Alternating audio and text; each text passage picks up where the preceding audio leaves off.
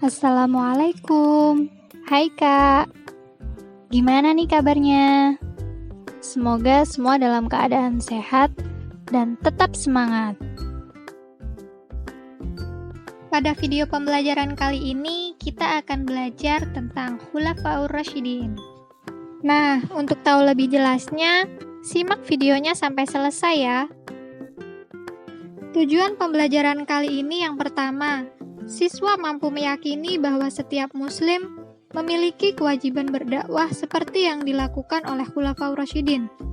Yang kedua, siswa mampu memahami pengertian Khulafaur Rasyidin. Yang ketiga, siswa mampu menjelaskan latar belakang munculnya Khulafaur Rasyidin. Dan yang keempat, siswa mampu menjelaskan biografi Khulafaur Rasyidin. Nah, sebelum Ustazah memaparkan materi lebih lanjut, marilah kita sama-sama membaca basmalah. Bismillahirrahmanirrahim. Langsung saja kita ke pembahasan yang pertama, yaitu pengertian Khulafaur Rasyidin. Secara bahasa, Khulafaur Rasyidin berasal dari kata khulafa, yang berarti pengganti, dan kata ar-rasyidin yang berarti petunjuk. Jadi, Khulafaur Rasyidin dapat diartikan para pengganti yang mendapat petunjuk. Sedangkan pengertian Khulafaur Rasyidin menurut istilah adalah pemimpin umat Islam pengganti Nabi Muhammad SAW yang telah mendapat petunjuk dari Allah Subhanahu wa Ta'ala untuk meneruskan perjuangan Nabi Muhammad SAW. Jadi, Khulafaur Rasyidin merupakan sebutan bagi para sahabat yang terpilih menjadi pengganti Rasulullah SAW setelah beliau wafat. Tetapi bukan menggantikannya sebagai nabi ataupun rasul. Nah, tugas seorang khalifah selain sebagai kepala negara, juga menjabat sebagai panglima pasukan Islam yang memiliki kewenangan luas dalam hal pemerintahan suatu negara, termasuk mengurus masalah keagamaan umat Islam. Nah, adapun rincian tugas pokok Khulafaur Rasyidin sebagai berikut. Yang pertama, melanjutkan perjuangan Rasulullah dalam menyebarkan ajaran Islam. Yang kedua, memimpin negara dan pemerintahan sesuai ajaran Islam yang berpedoman pada Al-Quran dan hadis. Yang ketiga, mengatur kehidupan masyarakat. Yang keempat, memutuskan perkara yang terjadi di masyarakat sesuai ajaran Islam yang berpedoman pada Al-Quran. Yang kelima, melanjutkan pemerintahan Nabi Muhammad SAW. Yang keenam, tentu saja memperluas wilayah Islam. Yang ketujuh, memerangi orang yang berusaha merusak Islam. Dan yang kedelapan, mengembangkan ajaran Islam kepada umat yang belum memahami Islam. Nah, kira-kira itulah beberapa rincian tugas pokok Khulafaur Rasyidin. Selanjutnya, latar belakang munculnya Khulafaur Rasyidin. Setelah Nabi Muhammad SAW wafat, orang-orang yang diberi tanggung jawab memimpin umat Islam adalah Khulafaur Rasyidin. Nabi Muhammad SAW wafat pada tanggal 12 Rabiul Awal tahun 11 Hijriah, atau bertepatan dengan tanggal 8 Juni tahun 632 Masehi. Setelah beliau wafat, situasi di kalangan umat Islam sempat kacau. Hal itu disebabkan Nabi Muhammad SAW tidak menunjuk calon penggantinya. Akhirnya, dua kelompok yang merasa paling berhak untuk dicalonkan sebagai pengganti Nabi adalah kaum Muhajirin dan kaum Ansor.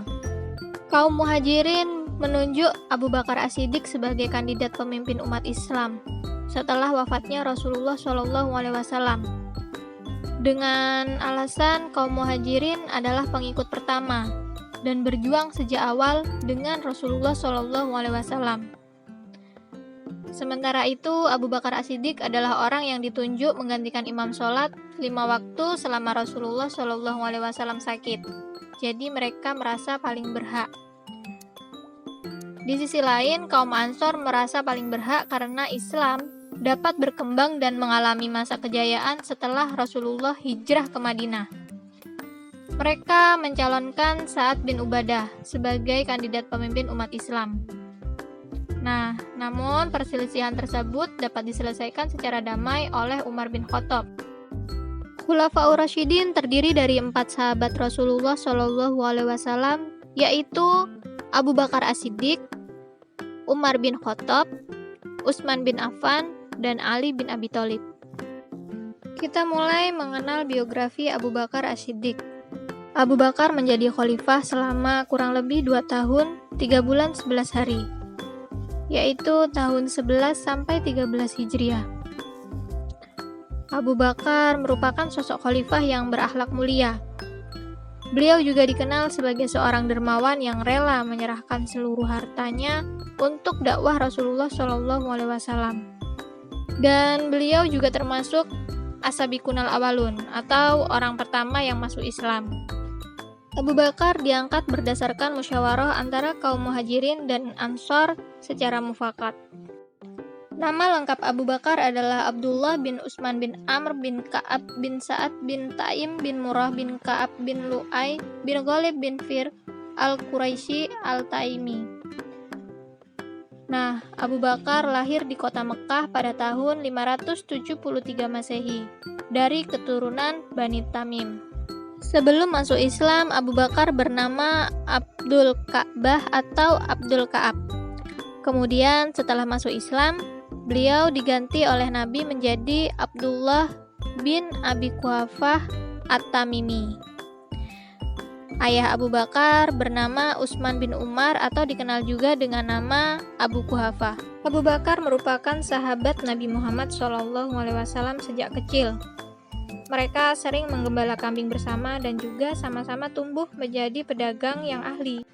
Meskipun terlahir dari keluarga bangsawan, namun Abu Bakar tetap hidup sederhana. Abu Bakar dibaiat menjadi khalifah 2 kali. Baiat pertama dinamakan Baiat Saqifah. Baiat ini dilakukan oleh kaum muslimin yang hadir di pertemuan Saqifah. Kemudian baiat kedua disebut Al-Baiat Al-Amah, artinya baiat umum oleh umat Islam. Baiat kedua ini dilakukan di Masjid Nabawi. Pada masa kepemimpinan Abu Bakar As-Siddiq, banyak dari suku Arab yang murtad atau keluar dari agama Islam.